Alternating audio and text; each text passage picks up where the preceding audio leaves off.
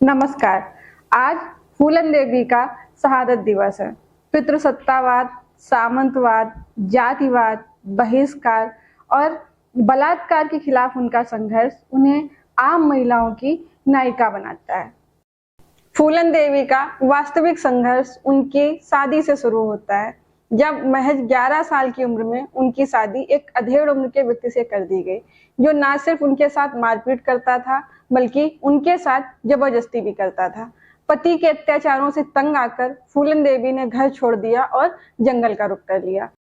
जंगल का रुख करने के बाद फूलन देवी एक गिरोह के संपर्क में आ गई। कहते हैं गिरोह का सरगना बाबू गुर्जर फूलन देवी पर गलत नियत रखता था। पहले उसने फूलन को मनाने की कोशिश की और ना मानने की स्थिति में उसने फूलन के साथ जबरदस्ती की। कहते हैं विक्रम मल्ला ने इसका विरोध किया। बात आगे बढ़ी और इसी विरोध में विक्रम मल्ला ने बाबू गुर्जर की हत्या कर दी और खुद को गैंग का सरगना घोषित कर दिया। इसके बाद जेल से भागे दो भाई श्री राम और लाला राम भी आकर गिरोह से मिल गए। इसके कुछ समय बाद विक्रम मल्ला की भी हत्या कर दी गई और फूलन देवी का अपहरण करके जबरन उन्हें बहमई गांव ले जाया गया। वहां फूलन देवी को करीब 2 सप्ताह तक एक कमरे में बंद करके रखा गया। उनके साथ कई अत्याचार किए गए और बार बार सामूहिक दुष्कर्म को दोहराया गया। किसी तरह फूलन देवी अपने साथियों की मदद से जान बचाकर बहमई गांव से निकल आई। वापस जंगल जाकर अपने एक साथी मान सिंह गुर्जर की मदद से फूलन देवी ने अपने पुराने साथियों को इकट्ठा किया और खुद का गिरोह बनाया और वो उस गिरोह की सरदार स्वयं बनी। अपने साथ हुए बहमई हादसे के 7 महीने बाद फूलन देवी वापस बहमई गांव पहुंची। तारीख थी 13 फरवरी 1981। उस दिन गांव में एक बारात आई हुई थी। गांव वालों के अतिरिक्त वहां कुछ बाहरी लोग भी जमा थे। कहा जाता है कि फूलन देवी ने 21 लोगों को, जिनमें से सारे लोग ठाकुर जाति से थे, 21 लोगों को एक लाइन में खड़े होकर गोली मार दी। कहते हैं कि उन 21 लोगों में 2 लोग फूलन देवी के पुराने गिरोह के सदस्य थे। 21 लोगों में एकमात्र जीवित बचा आदमी चंदर सिंह, जिसने बाद में बीबीसी को इंटरव्यू दिया। सालों साल तक फूलन की जिंदगी में यही सब चलता रहा। इसके बाद अपनी शर्तों पर समर्पण की बात आने पर फूलन देवी ने यूपी पुलिस पर भरोसा न करते हुए एमपी पुलिस पर भरोसा दिखाया और एमपी पुलिस के सामने आत्मसमर्पण किया। फूलन देवी ने भिंड में एमपी पुलिस के सामने जिन शर्तों के साथ आत्मसमर्पण किया, वो शर्तें थीं उनके किसी भी साथी को सजाए मौत न देना, उनके पिता से हड़पी गई जमीन वापस करना और उनके भाई को पुलिस में नौकरी देना। किसी साथी को सजाए मौत न देने की शर्त के अलावा फूलन देवी की सारी शर्तें मान ली गईं। तब फूलन देवी ने भिंड पुलिस के सामने आत्मसमर्पण कर दिया। उसके बाद 1993 में समाजवादी पार्टी की सरकार आने पर नेताजी मुलायम सिंह यादव के प्रयासों के बाद 1994 में फूलन पर लगे सारे मुकदमों से उन्हें बाइज्जत बरी कर दिया गया और इसके बाद 1996 में फूलन देवी मिर्जापुर से समाजवादी पार्टी के टिकट पर ही संसद पहुंची। से तोड़ लेंगे बागीचा उफ की हिम्मत भी न करेगा, उनका फूलों में फूलन से मिलना बाकी था।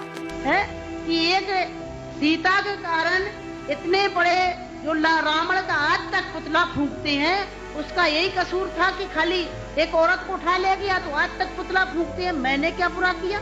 जहाँ तक फूलन देवी का सवाल है, उस जमाने में वो घटनाएं हुई हैं कि फूलन देवी को नाम पर लेकर के उनकी जाति विशेष के कितने लोगों की निर्दोषों की हत्या की गई है और कितने मौकों पर हम पहुंचे हैं खुद स्वयं। आपको पता होगा कि हमारे हिंदुस्तान में नहीं कहना चाहिए ऐसे मौके पर मैं कहूंगी, बताऊंगी जो मेरे पे बीती है। सामंतशाही लोग, पैसे वाले लोग और खासकर ऐसे ऊंची जाति के लोग जो जात पात को मानते हैं, हम जैसे गरीबों को, दलितों को, दबे कुचलों को, अल्पसंख्यकों को एकदम ये सोचते हैं जी कीड़े मकोड़े हैं, जी इंसान नहीं है। लेकिन उसे इतना अत्याचार जुल्म झेला अध्यक्ष महोदय, उसके बाद भी बहुत सारी महिला भाव होकर के आत्महत्या कर लेती, उसने आत्महत्या नहीं की।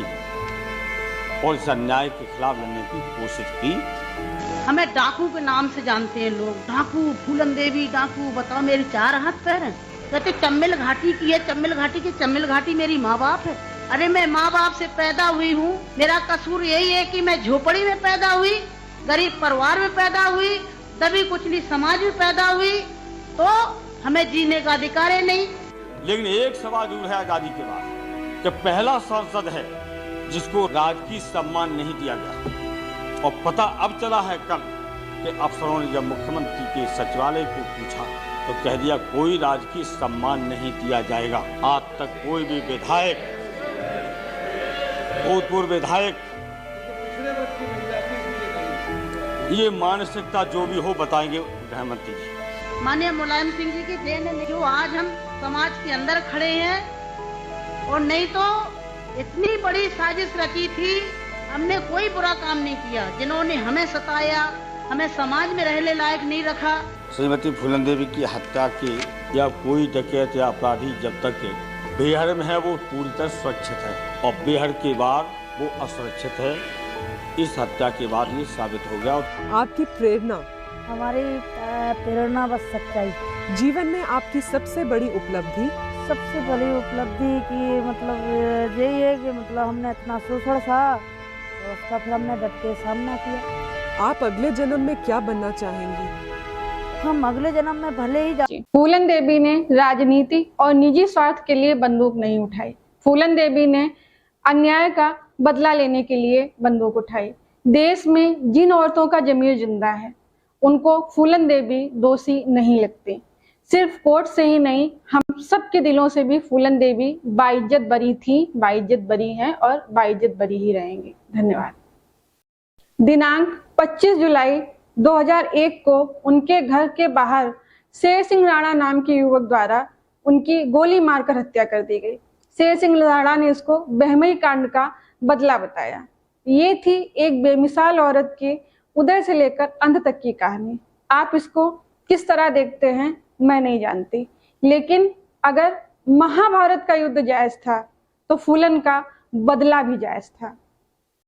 कुछ लोगों का तर्क है कि बहमई कांड में फूलन देवी के हाथों मारा गया हर आदमी उनके बलात्कार का दोषी नहीं था। बात सही है, लेकिन भीष्म द्रोण ने नहीं खींची थी द्रौपदी की साड़ी। वध उनका भी हुआ क्योंकि वो अधर्म के साथ थे। आज फूलन देवी की शहादत दिवस पर सत्यावा फूलन देवी की शहादत को सलाम करता है। जय हिंद, जय नारी शक्ति।